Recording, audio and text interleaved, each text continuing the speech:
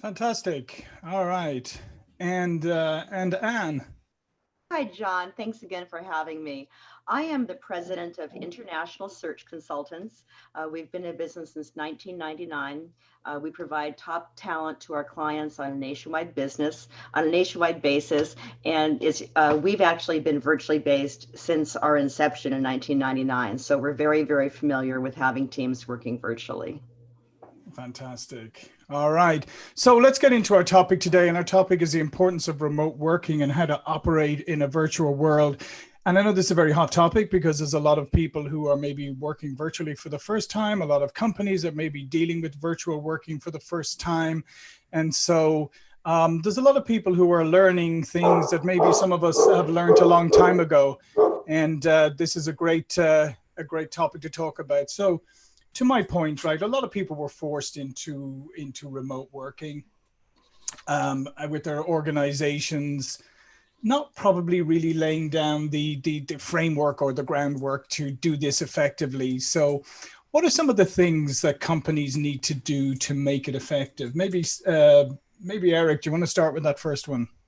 Sure thing. Is that what they need to do to the extent possible is they need to replicate their business environment.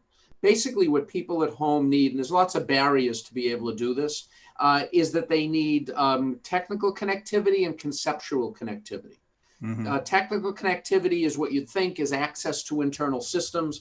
But if they're using high-end, say, data analysis tools in the office, and at home they have to use Excel, it's not really the same thing. So you have to watch that from a productivity perspective. Conceptual connectivity is keeping them connected. In other words, is how do they feel? How do they not feel isolated? How do they still feel part of the team, that they're contributing? So it's basically all those things that we do as managers anyway when people are in the office. However, it's like management on steroids because we have to be really tactical and strategic on making sure that employees still feel part of the fold. Yeah, absolutely. You couldn't agree more. How about you, Sally? Yeah, so I totally agree and resonate really a lot, Eric, with the management side.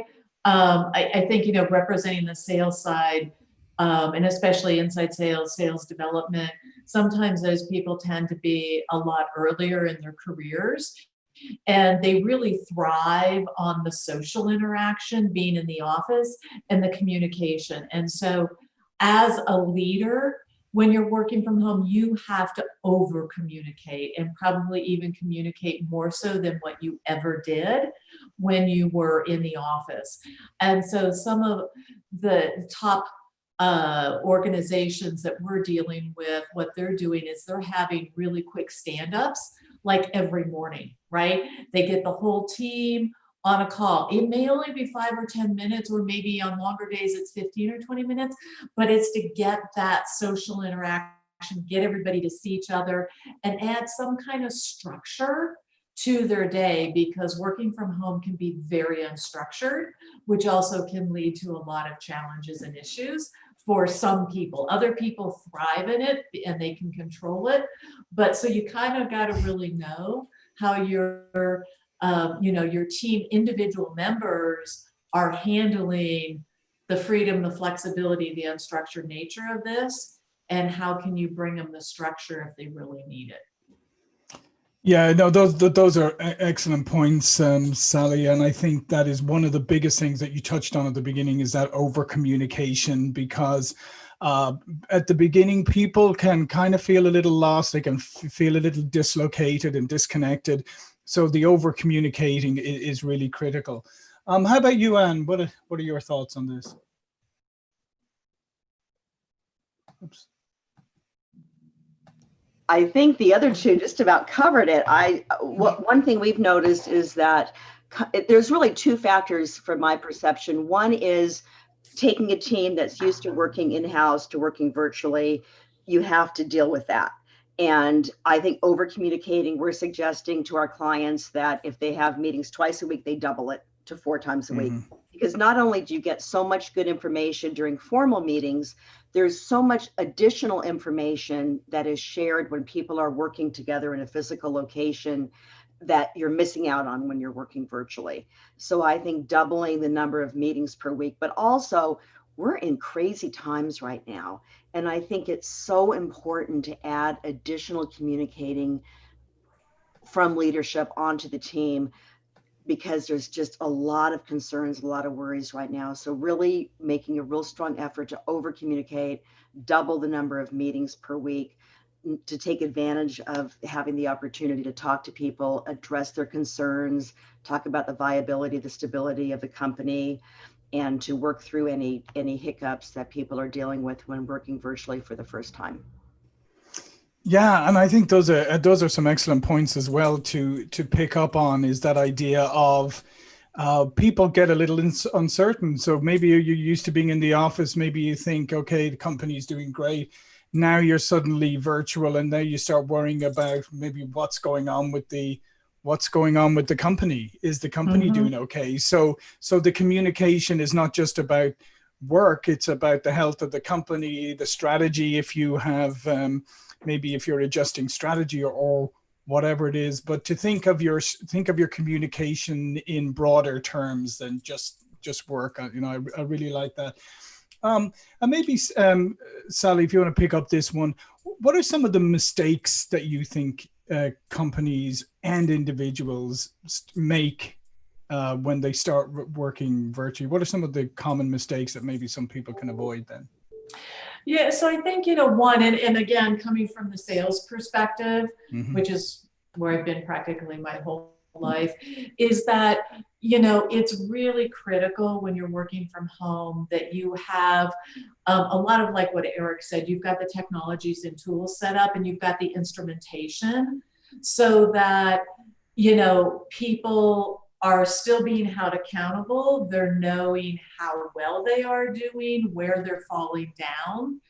And, because not everybody, again, can adapt to working from home and have that drive and discipline, I want to say, to have the structure and still do as much as what they were doing productivity wise in the office, when there's people sitting next to you and knowing what you're doing and what you're not doing.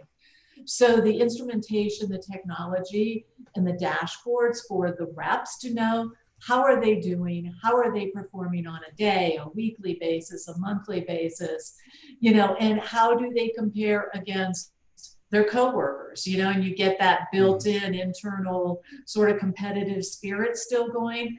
And what we found was a lot of companies did not have the right dashboards, the right reporting at the rep level, at the manager level, at the VP level, right?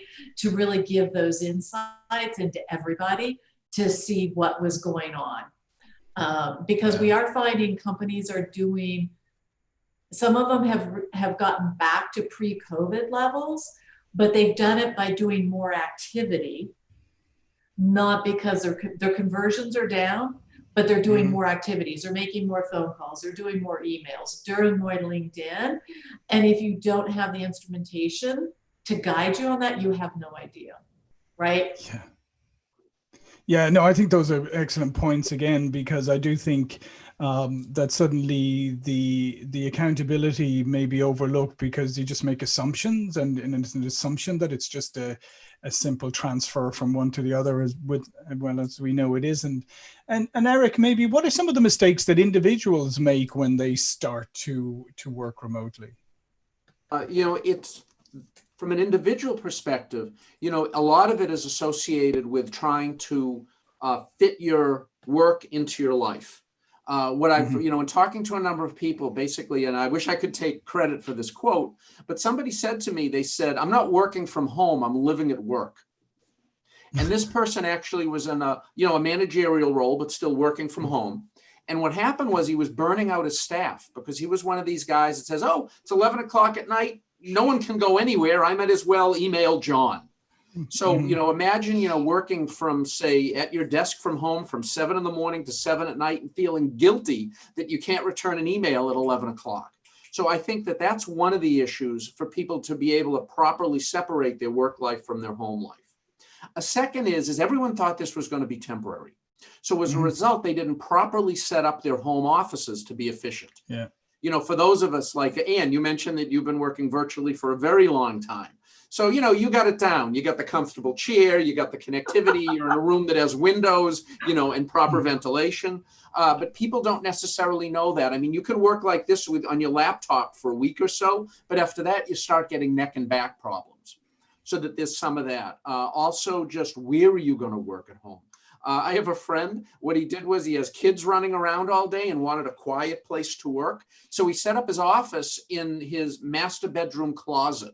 Why? Because clothes were all around him. The acoustics was awesome. But about 2 hours into it, he's getting sleepy. His decisions aren't very good. The reason is he was getting all the oxygen out of the room. So one of the biggest things, back to your original question, is people, if they're going to be doing virtual for the long run, they have to properly think about and invest in a proper home environment where they can be productive. Yeah, no, those are great. Those are great points, and I think that a lot of people overlook it, or they get excited at the beginning and just set up and then assume that everybody is going to understand what they're going through, as opposed to, I would say, is you need to sit down. Whatever your home environment is, you need to sit down and negotiate. You need to negotiate with the people in your house. And I think the other thing that you touched on there too is this idea of work hours, right? That again is something that should be discussed with your manager. And maybe this is a time for both managers, companies, and individuals to start to be more flexible. And if you say, listen, I can't work the traditional hours I work in the office. I can't do them at home for these reasons. However, I will do them during this period. And here's how this is going to work in favor of the company as opposed to against the company. So I think it's all about setting expectations and negotiating and setting yourself up for success in that way. And what are your thoughts on this, Anne? I think everything that the guys said makes sense. I think it's the basics of management, inspect what you expect, hold people accountable, have tasks clearly outlined so everyone is very, very clear on what they're supposed to be doing on a daily and weekly basis. Yeah. So, and let's continue with you for a moment. So you started, as you said, you've run your organization virtually for 20 years. So there are some real advantages to doing this, both for you and for the people who work with you. What are some of those advantages? Because I think that's another thing that people don't realize. Some companies and people think, oh, this is something that's forced upon me and I can't wait to get back in the office. But there's a lot of other people who are discovering that there are real advantages. There's so many advantages. I think from the employer standpoint, overhead is lower. They don't need to invest in a big building to hold everyone accountable. I think there's a study after study shows that on a virtually based team, attrition rates are higher. Retention is higher, attrition is lower for virtually based people. The quality of life for work-life balance is better. There's environmental benefits. Just the older I get, time is the most valuable thing that I think any of us have, and not having to invest time in commuting every day and just being able to be at your desk with no commute time are all strong, strong benefits for working virtually. Yeah, no, absolutely. I couldn't agree more.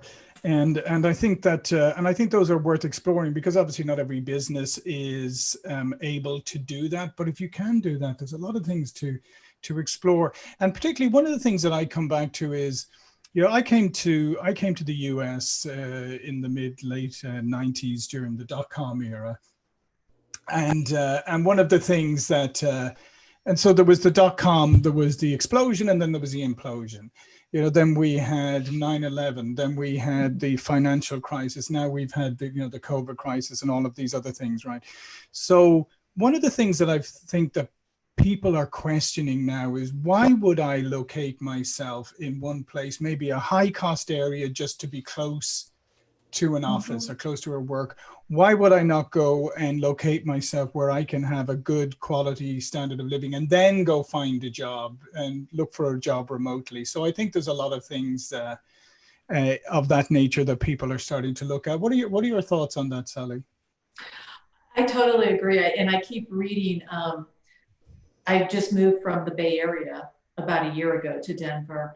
And I see so much that's written in the local Bay Area press about how all these people are now, why am I paying these ridiculous rents in the Bay Area and work remotely? So there's a lot of people that are looking, as you said, to relocate to maybe more desirable areas, better cost of living, better quality of life, and work remotely. But then on the flip side, you see companies like, I think Apple was one of the first, or maybe it was Google, to acknowledge and say, you know, that's awesome if you're going to do that, but we're also going to then do a cost of living adjustment. And so, you know, you have to sort of be maybe prepared for that you may not be able to make the same salary as you make in one of these high cost of livings in Boston, New York, the Bay Area, you know, as if you go and move to, you know, Atlanta, right? For instance. But again, it should all balance out, and then that's your you get to make the decision, right, as to what's right for you, as opposed to having the company make the decision for you as to, you know, where you should be located. Yeah, absolutely. And Eric, what about you from your point of view? What are some of the benefits for both the company and the employee? Well, I'll start with the company. A major benefit for companies is it widens their talent pool, is that they can hire people everywhere. So as a result of that, you know, is that particularly in what they call, at least in the technology circles, the war for talent, and I'm sure you've heard and seen that quite a bit, is that if you have to go to LA in order to get the person you need, go to LA. What's the difference? So I think that there's a lot of advantages for that. Also, I think actually, Owen might have said this, is that attrition is lower if people can work from home. So I think another big work advantage of it is what most people do is, let's say you have a 45-minute commute to work and, you know, to and from. That's an extra hour and a half a day. Well, even if the employee splits it with you and gives you, you know, like the morning commute as extra work, more work is being done. You know, there's also the financial advantages and so on. You know, from a personal advantage of working at home. And, you know, there are disadvantages of it too, particularly, you know, if you're an introvert versus an extrovert, do you feel better with people or working alone? You know, there's career advancement issues which have to be handled, you know, like if I'm working from home, will I ever get promoted? Does anyone know me? There's that side of it. But the advantages of it are, well, I have a much shorter commute. You know, I was joking with someone the other day that I have a really long commute. You know, I have to, you know, when I wake up in the morning, I have to go from the bedroom to the bathroom to the office. And yesterday I had a major detour. I had to go downstairs to get coffee before going up to my office. So, you know, there's all of that kind of thing. I think another advantage, which a lot of people, you know, I'm going to say I'm a grandfather. Both my kids have kids. And they're getting to spend so much more time, even though it's tougher, you know, is that, you know, with both parents working and two little kids running around because there's no daycare and any of that, they have to coordinate it. But I think they're going to look back at this and say, wow, I got to spend so much more time with my family, even though it was a lot more hectic. Some of it, I don't know who it was. It wasn't me, but I heard a dog bark. Somewhere. Was it you, Sally? Is that nobody cares. In fact, what I've seen is that sometimes you're working and say someone's cat jumps up on the desk and looks directly into the speaker. All it does is it humanizes us as people and lets others see us as we are, which I think is just an advantage, because the better you know people, the higher the level of trust, the higher level of, well, everything that goes along with that in the workplace. No, absolutely. All fantastic points there. And yeah, I've seen a few cats and dogs and everything else in between. And it's interesting. I've even been introduced to some people's children, which has been nice. I mean, it's all nice. And I think it is. And I think we will look back. And I think the people who are fortunate to be able to work at home, I think they'll look back on those, how impactful it is to be able to have breakfast with your children or something, or maybe even interact with them during the day, maybe in a way that you weren't before. Maybe you're only really seeing them at the weekends before.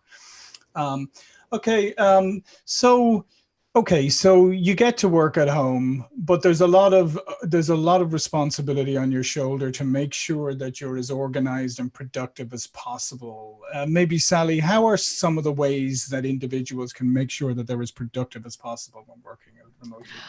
Yeah, you know, I think it goes back to some of what Eric said. You need to have a dedicated place. And I know a lot of this was thrust upon people in their, their living situation, they may not have that dedicated place, but they've got to work to try to create it. I was talking to a gentleman last week that was actually in his garage, right? That was his quiet place, away from the kids and everything, and where he could have that time. So you have to, whatever works for you, you've got to make that. And, I love the idea. We used to tell people to do this even when they were in the office, put up do not disturb signs. When you've got that time, block out that key time, whether you're prospecting or you've got sales calls scheduled or meetings where, you put caution tape all around you or whatever, so that your family knows, okay, we got to be quiet. We got to stay out of their way. This is not interruptible time.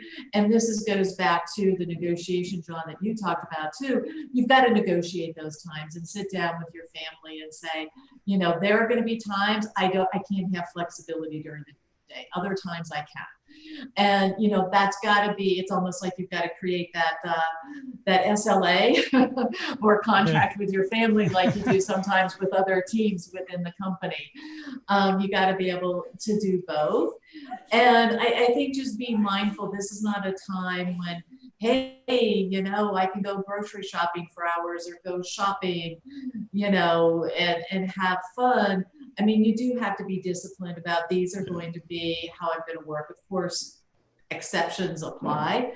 And I think for some of us that it just kind of comes natural. I do think you have to be careful about not overdoing it because, I work way more working from home than I do from the office.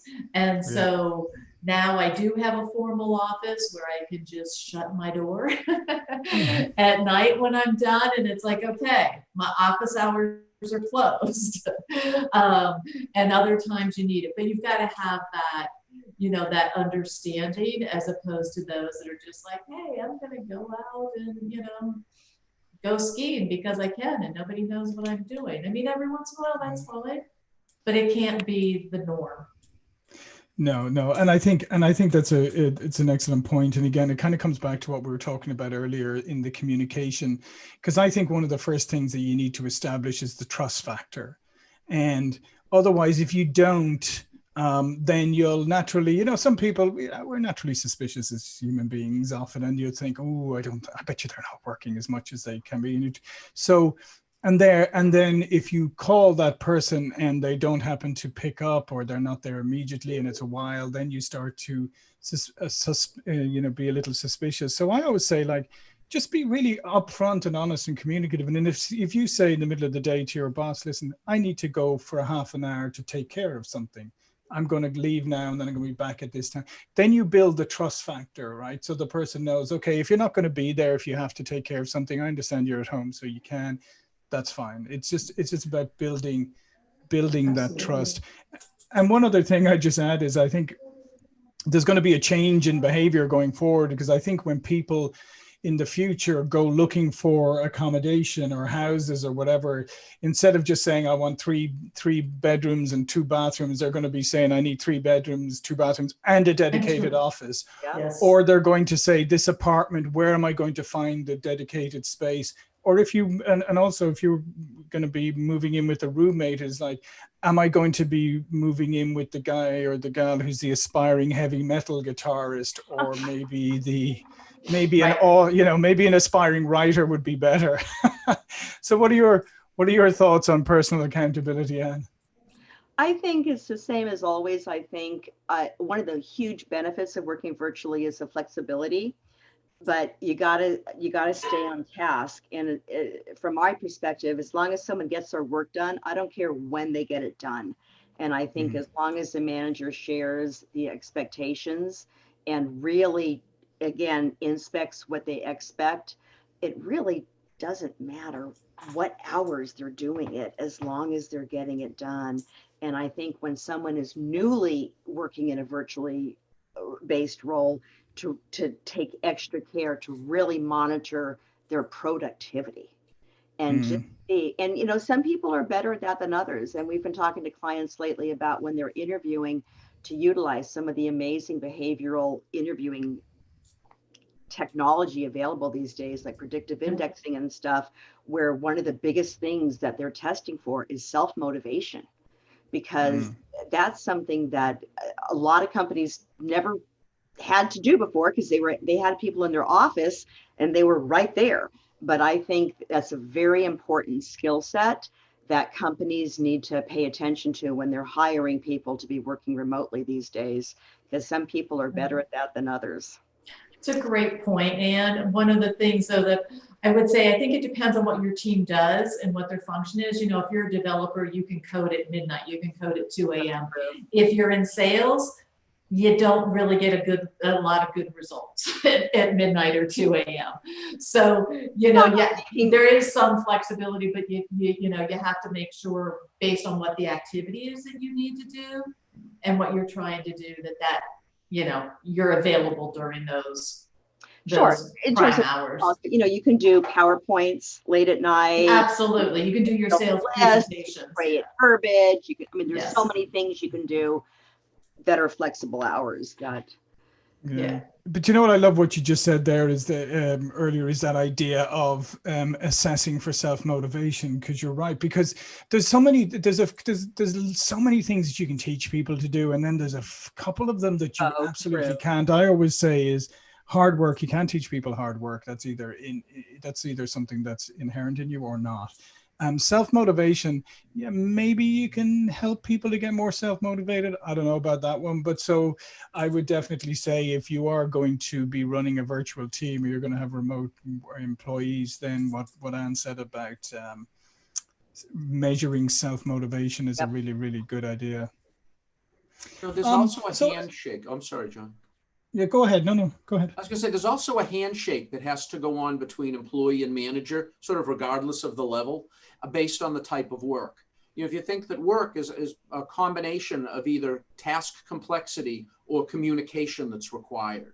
So if you're in a job that does processing, basically accounts receivable transactions or whatever, then, you know, the management needs to make sure that there's proper workflow. If it's knowledge work that they're doing, which is really low interaction but high complexity, then they have to make sure the person has the data, the goals, all of that. If it's high communication and low connectivity, low complexity, similar to like a customer service, then there has to have the ability to be able to transfer calls to that person's home on an ongoing basis. And then the fourth, if it's high complexity and high interaction, which would be collaboration, then from there, they have to have the ability to not only have quiet time in chunks to be able to do their research, their analysis, their PowerPoints, whatever it might be, but also on demand have access to all the other people that are working on it to be able to do brainstorming. So I think in addition to everything else is the type of work being performed truly needs to be analyzed, and so that the leadership can transfer jobs to people or tasks to people based on the type of support that can be provided to them in order for them to be successful and productive. Yeah, no, I think those are absolutely excellent points, and you're correct. I think all what underlines everything that we've talked about so far is that you have to put some thought into this, right? You can't just, it's not just a case of, well, you used to be in an office, now you're remote, so we'll just carry on as normal. No, you need to, just like anything else in life, you need to actually plan for it and plan for the differences and understand that there are differences, there are nuances, there are some things that are similar, but there's a lot that's not. Sally, you touched on this earlier about the social aspect, because that's one of the things that people sort of go, okay, that's what I don't like about working at home, or that's what I don't like about having my team at home. I can't kind of get them all together. We can't have that. We don't have that same level of interaction and all of that. But that's not entirely true. And certainly in our company, we found that not to be true. We have I've developed, sometimes, to be honest, deeper relationships with people who I never see. Mm-hmm. Yeah, but again, I think it's something you have to be very mindful of and plan for. The social piece, again, especially for a lot of the younger ones that are, this is their friends, right? And their friend base was people that they were working with. So we've seen some really, everybody knows about the Zoom happy hours. That's one way you can get your team together and do a Zoom happy hour, right? You can still do like lunch and learns. where, you know, you send out for $10 a person, you have everybody can have their lunch delivered to them on the company, and you have a training session where you're sharing best practices, because that is one of the things that is really difficult when you're working remotely. How do I keep everybody up to speed as to what's working, what's not working, where do we need to pivot, how do we do things?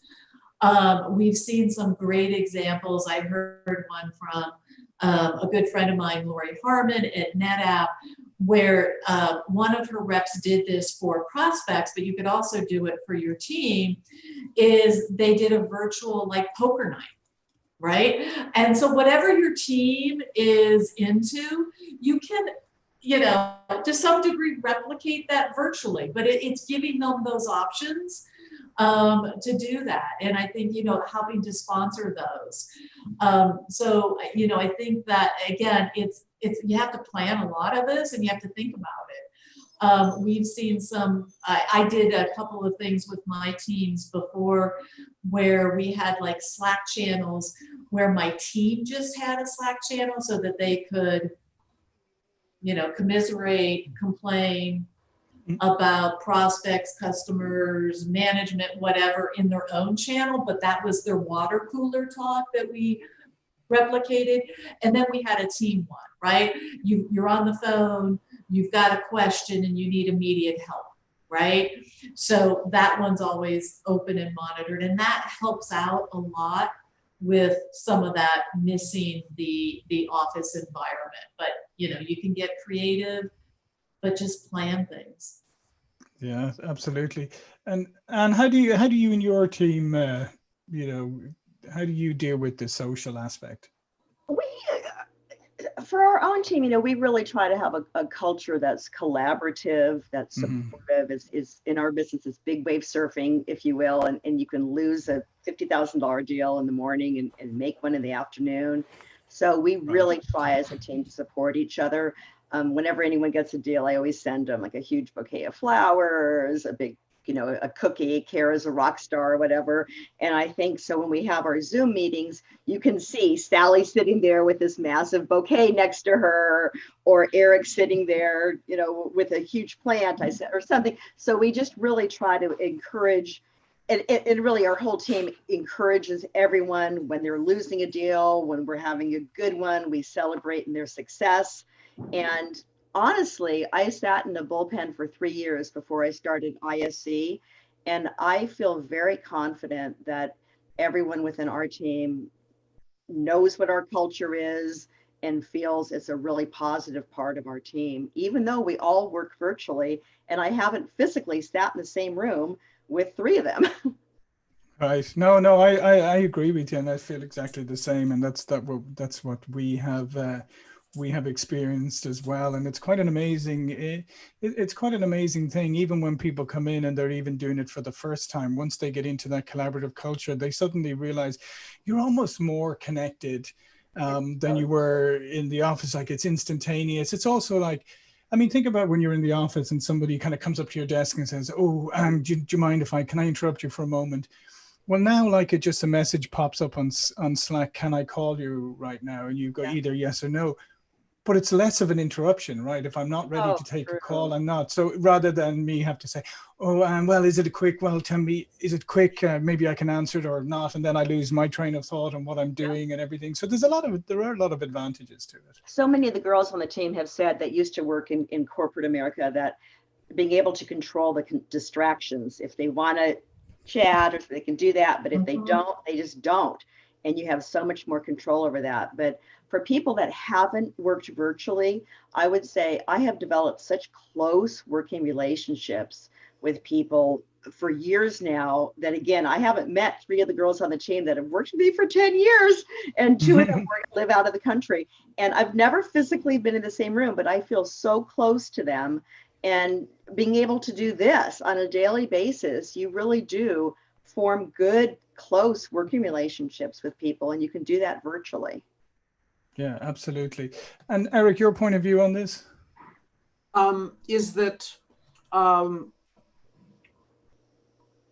I see that needs to be brought up is there's a potential danger. Working at home is great, you know, and so on.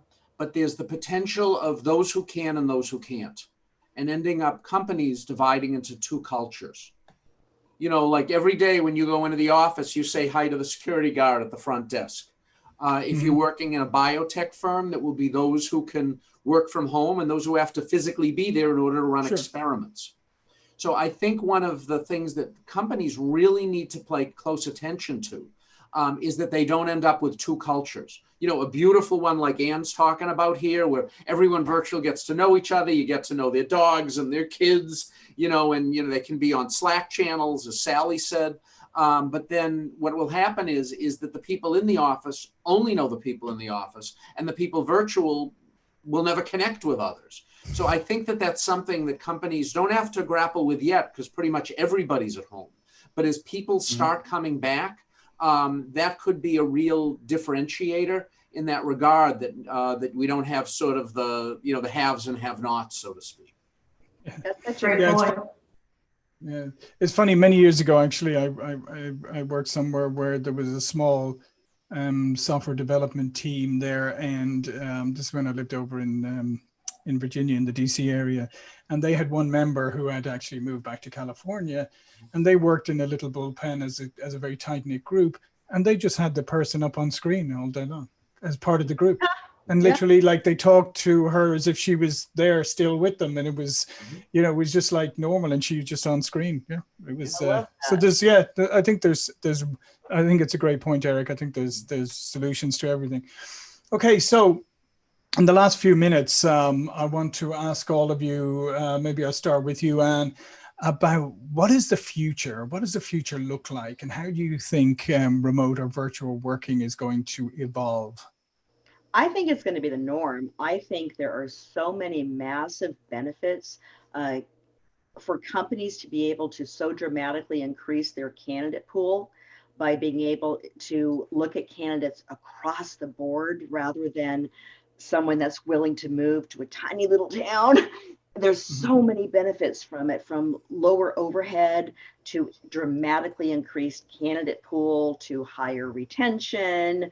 I honestly think that it's going to be the norm, and companies are going to be embracing it moving forward, in that when this thing resolves itself, which will hopefully be sooner rather than later, they're going to be much more open. We've had clients that for years and years have always dug their heels in the sand and said they needed to have someone come into the office every day, and they were in an extremely expensive area like Sally had, you know, like San Francisco, DC, Manhattan. And having those companies opening up and seeing how this is working, they're embracing it. So I think the norm is going to be allowing people to work virtual in many, many roles. Yeah, and as you said, it'll be interesting for, as recruiters, you know, for you, that the more and more it's going to be different types of things that you're going to be looking at than perhaps you looked at before. Oh, not, you know, there's so many times when a company's based in a high cost of living area, and getting someone that can't afford to live there is a challenge. And then opportunities in tiny little towns where people don't want to live there. It's really changing the landscape of recruiting, because we have a much, much bigger pool to fish from. Yeah.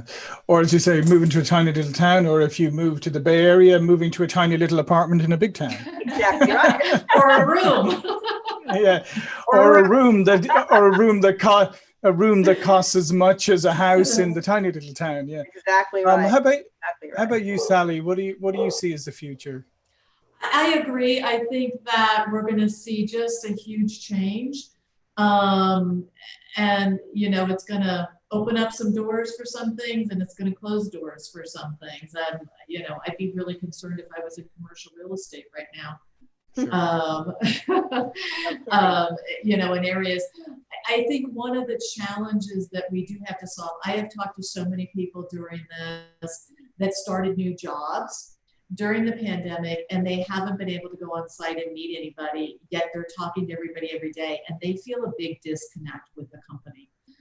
It's a common, I have not heard one person say it was a good onboarding experience and that they feel a part of the company and culture and that they understand the culture. And so I think that there is an opportunity there whether it's technology or something else, that we really, there's room for big improvement on how do you onboard somebody, or not just somebody, but now we're talking about doing these things in volumes, not one at a time. It's different if you've got 10 people versus you've got thousands of people in a company. How do you make this work at scale? And I think there's still a lot of opportunity there and room for improvement.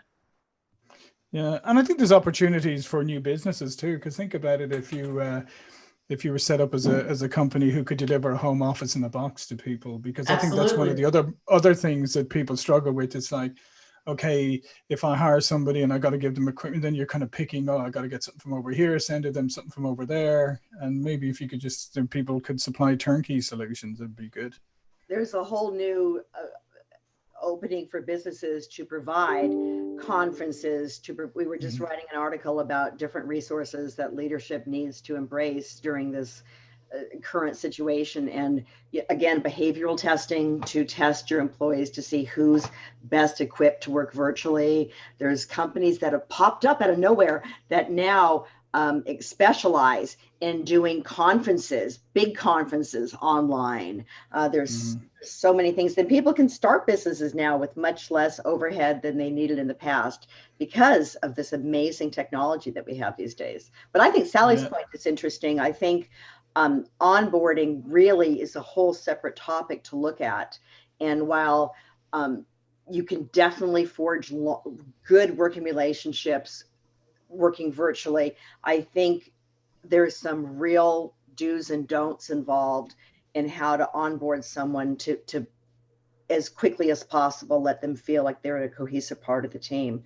And that's something that's really worth exploring, that companies should be learning. Yeah, no, I absolutely think so. I mean, I still think a lot of companies do a poor job of onboarding, even for physical locations. Before this, exactly, before this, and now it's a whole other ball of wax. That is true. So, Eric, what's the future? Well, I think that as Ann and Sally had said, is that working virtually is here to stay. I think one thing is that the stigma of working from home is going to go away. Like, oh yeah, I'm working on home Friday. Sure, wink, wink. Have a good long weekend. I think that those days are gone. I also think that there's an enormous amount of investment right now being put into technologies that will yet again transform how work from home is done. I mean, people are looking at Zoom. They went from 10 million customers on Monday to 200 million customers on Tuesday. There's going to be virtual reality as the bandwidth increases. So, you're going to be sitting at a desk and you're going to look to your left or your right and you're going to see who you think the person is next to you. All of these things are going to come in. Avatar-based training, based meetings. There's going to be so much of it poured into it for an investment, because I think for the first time, companies are really investing in it. I think it was Google. Someone mentioned Google earlier. Google, I think it was $1,000 stipend to every employee working from home to upgrade their office. A client of mine, what they did was they talked to Dell and they drop shipped a second monitor to everyone in the company so they could be more productive in a homework environment. So it's here to stay. It's going to become part of everyone's, I think, strategic plans. And just one last thing I'll say, and I can't tell you the industry or the company because you'll know why when I say this, but what they said is that they did some analysis and realized that their three major competitors are going to require people to come back to the office. What they want to do is they want to go 100% virtual, and they're going to use it as a hiring tactic to hire people away from their competitors. Very cool. Yeah, Absolutely. Yeah. I think it's going to be hard to get employees to go back into the office once they've tasted the freedom and the flexibility of working virtually. Agreed. Yeah. I think the ideal is a combo. 2 or 3 days on site and 2 or 3 days at home for a lot of the younger generation. My daughter has worked remotely for the last year, and there's a lot she loves about it, but she really would love to be able to be in an office and meet those people and have that camaraderie. And then there's some other things you can do on that note, though, Sally, as well, is that if you want to run a completely virtual organization and maybe you do have a couple of younger people who don't like the idea of working at home, shared workspaces is a great solution to that, where you can just pay for them to have a shared space at one of those, whatever it is, WeWork or whatever it is, facilities, where they can actually interact, they can get to know other people, they can have that kind of social aspect. It may not be with their work colleagues, but it is with work colleagues, if you like. Yep. And John, so there are ways around it. To your point and Sally's point, they're doing the equivalent, I think they're calling it hoteling with companies, is that instead of having 5 floors in a building, they'll have 2. One with those people who have to come in all the time, and the others, if you want to be in the office on Thursday and Friday, reserve a room. So smart. Or a cube or an office, I should say. But so that they're going to be able to shrink the footprint, but still allow people, as Sally said, there's a lot of people who just like going to the office, the regiment of it, the getting up, the commute, et cetera, and so on. Yeah, no, absolutely. But, and I think that's where we're going to get more and more creative going forward, but it's an exciting time. And certainly I think it's a great thing for locations across the country where maybe places that have become depopulated, maybe will become repopulated and maybe more vibrant. If you want, as you say now, if you want to go back to a small town or something, well, you have the option to go back, maybe in a way that you wouldn't have had before. So I think maybe the social impact of this may be something very, very positive for the long run. Totally agree. All right. Well, listen, this has been fantastic. Before we go, though, I'd just like each of you to spend just a couple of moments telling people where they can find out more about you and your organization. Maybe Eric, if you want to start. Okay. Again, my name is Eric Bloom. I can be found at officeinfluence.com. If you look me up on LinkedIn or Google my name, you'll either get me or a really cool looking rock star. If you see the cool looking rock star, I'm the other guy. But anyway, if you go to officeinfluence.com, you'll find me there. You'll see we have executive coaching. I do keynote speaking. We have assessments that we do similar to predictive index that you've mentioned. It's complementary to it and so on. So again, I'd like to say to John, just thank you so much for having me, and it's been a pleasure sharing the stage with both Sally and Ann. Yeah, fantastic, Eric. Thank you. And Sally. Yeah, so you can find me at Sally Duby on LinkedIn, on Twitter, on Instagram, or you can go to Bridge Group Inc.com, where we have a whole bunch of resources, research, access to the book that our CEO and sales guru Trish wrote. And please reach out. Would love to hear from everybody. And again, thank you so much. It was great meeting you, Ann and Eric, sharing the stage as well. Always great to see you, John. Yes, thank you. Thank you. Absolutely. And Ann. Hi, you can find me on LinkedIn, Ann Zaslow-Rethaber. Again, the company name is International Search Consultants. Our website is iscjobs.com. And am always available to help strategize hiring managers on their ideal candidate profile. We can help candidates on their ideal opportunity. And I'm always very responsive to email and phone calls. All right, that's fantastic. Well, listen, thanks all three of you for joining us. Some phenomenal information here. The replay will be available pretty much instantaneously on YouTube as well. I would encourage people to review it, look at the great insights and share with other people. So we'll see you all for another great panel discussion.